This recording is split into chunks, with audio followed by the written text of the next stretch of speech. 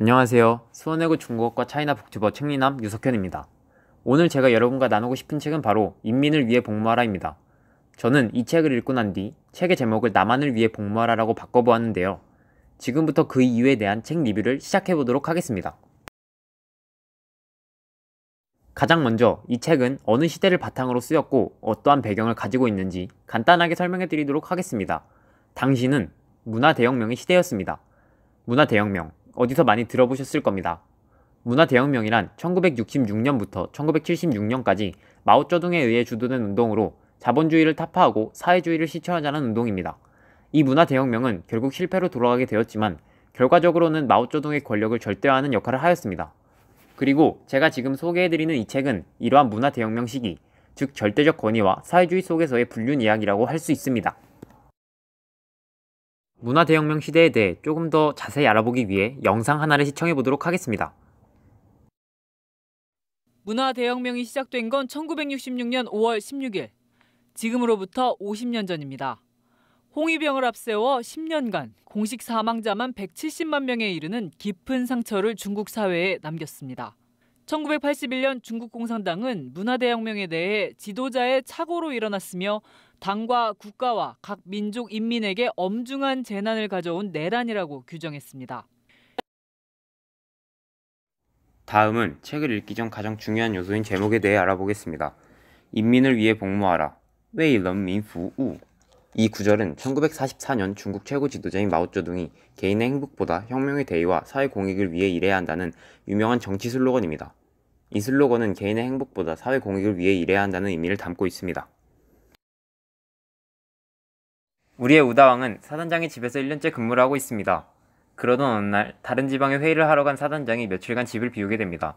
한 집에 단둘이 남겨지게 된 유래는 우다왕에게 말합니다.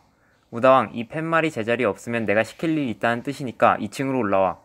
여기서 이 남은 팻말은 바로 인민을 위해 복무하라 라는 구절이 적힌 팻말입니다. 2층에 올라갔더니 류렌의 방은 매우 깜깜했고 류렌은 침대에서 우다왕을 부릅니다. 불을 켜고 보니 우다왕의 앞에는 알몸인 채로 누워있는 류렌이 있었습니다.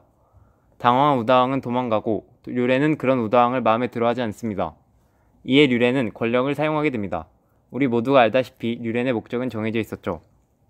그리고 둘이 관계를 맺는 도중 벽에 걸려있는 나무 팻말을 사용하게 됩니다. 정말 인민을 위해 복무하는군. 잘했어. 아주 잘했어. 저는 이 부분이 주요 사건이라 생각하고 앞으로 이 책을 읽을 독자분들을 위해 줄거리는 여기까지만 설명을 하도록 하겠습니다. 자, 그럼 책리남 석현이의 전체적인 책 리뷰를 해보도록 하겠습니다.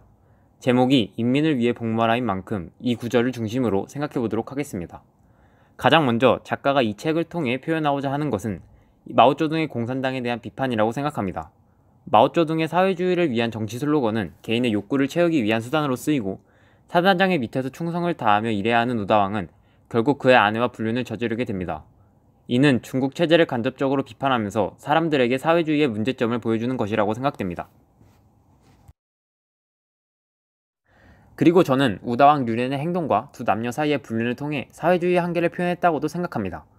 우다왕은 팻말이 없는 것을 보고 당황하는 모습에서 처음에는 류렌을 불편해하고 피하면서 사회, 즉 사단장에 대한 충성을 지키기 위해 노력합니다. 하지만 결국 그는 인간의 욕구에 잡아먹히게 되고 이는 인간의 욕구가 사회의 의무와 공익을 이긴 것이라고 해석할 수 있습니다. 그리고 류렌의 경우에도 우다왕이 자신의 유혹을 뿌리치자 권력을 이용해 우다왕을 해고하려 합니다. 여기서도 우리는 인간의 욕구를 위해 사회의 권력이 사용된 것을 볼 수 있습니다. 그리고 가장 주요 사건인 두 남녀 사이의 불륜에서 사회 공익을 위한 팻말이 개인의 욕구를 위해 사용된 것을 볼 수 있습니다. 이는 중국 공산당 속에서의 부조리와 인간의 본성으로 인한 사회주의, 공산당의 한계라고도 생각할 수 있습니다. 이 책은 조금 19금적인 요소들이 포함되어 있고 내용도 그리 쉬운 편은 아니라고 생각합니다.